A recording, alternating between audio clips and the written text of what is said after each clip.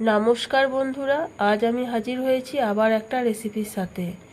এই যা অতিরিক্ত গরম পড়েছে, এই গরমে তেল মশলাযুক্ত খাবার খেতে একদম ভালো লাগছে না এবং খাওয়াও শরীরের পক্ষে ক্ষতিকর।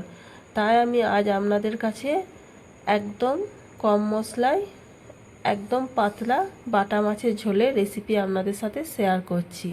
আসুন তাহলে রেসিপিটি দেখে নেওয়া যাক।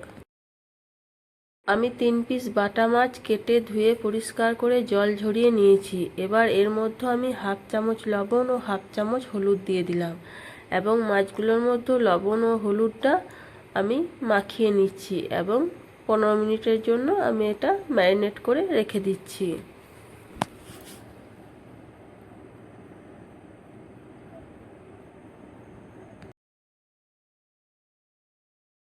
এবার ওভেনে একটা কড়াই বসিয়ে দিলাম, এর মধ্যে 1 চামচ সরিষার তেল দিয়ে দিলাম।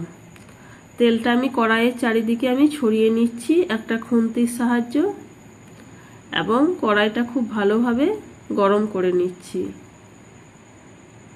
তাহলে মাছগুলো ভাজার সময় তলায় ধরে যাবে না। এবার মাছগুলো আমি কড়াইয়ের মধ্যে দিয়ে দিলাম। 1.5 মিনিট মতো এই সাইডটা রেখে দেওয়ার পর আমি মাছটা উল্টিয়ে নেব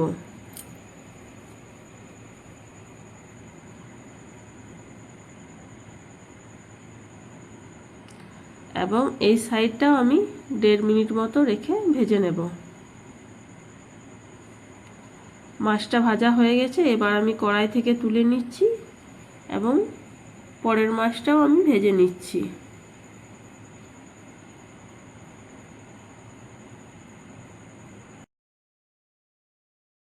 ওই কড়াইয়ে আমি আরও হাফ চামচ সরিষার তেল দিয়ে দিলাম।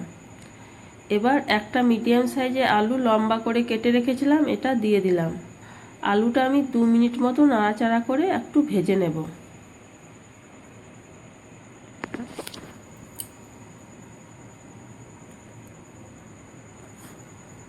আলুটা ভাজা হয়ে গেছে, এবার আমি কিছুটা পরিমাণ পটল 2 টুকরো করে কেটে রেখেছিলাম লম্বা করে, ওটা আমি দিয়ে দিলাম। হাফ চামচ লবণ দিয়ে দিলাম। এবার আমি পটলটা আলুর সাথে 2 মিনিট মতো নাড়াচাড়া করে ভেজে নেব। পটলটা খুব ভালোভাবে ভাজা হয়ে গেছে, এবার আমি সমস্ত কিছু একটা প্লেটের মধ্যে তুলে নিচ্ছি।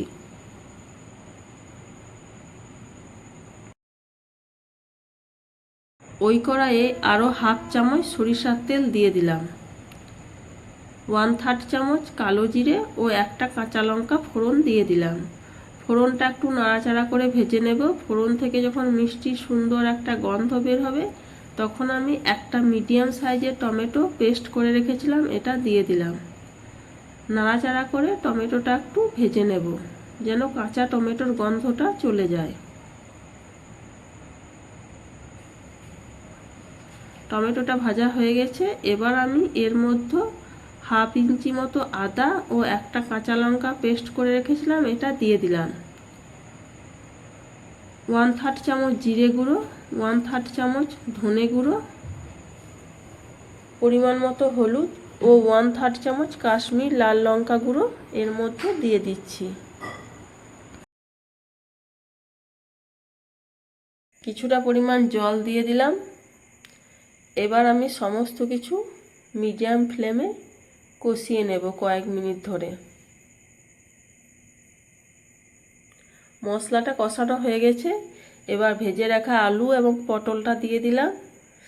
মশলার সাথে 2 মিনিট মতো আলু এবং পটলটা নাড়াচাড়া করে নেব। এবার আমি এর মধ্যে কিছুটা পরিমাণ জল দিয়ে দিচ্ছি। যেহেতু ঝোলটা পাতলা করব, তাই আমি জলের পরিমাণটা বেশি দিচ্ছি। আরও কিছুটা পরিমাণ জল দিয়ে দিলাম। সমস্ত কিছু একবার ভালোভাবে নাড়াচাড়া করে নিলাম। আমি আর লবণ দিলাম না, একবার পটল ভাজার সময় লবণ দিয়েছি, মাছে একবার লবণ আছে, তাই লবণটা আপনারা একটু বুঝে দেবেন। এবার এটা আমি 4 মিনিটের জন্য একটা ঢাকনা দিয়ে দিলাম। আমি আবার 4 মিনিট পর ফিরে এলাম। একবার সমস্ত কিছু চেক করে দেখে নেব সেদ্ধ হয়েছে নাকি। আলু এবং পটল সেদ্ধ হয়ে গেছে। এবার ভেজে রাখা মাছগুলো আমি এই ঝোলের মধ্যে ফেলে দেব এবং ঢাকনা না দিয়ে 2 মিনিট মতো ফুটিয়ে নেব।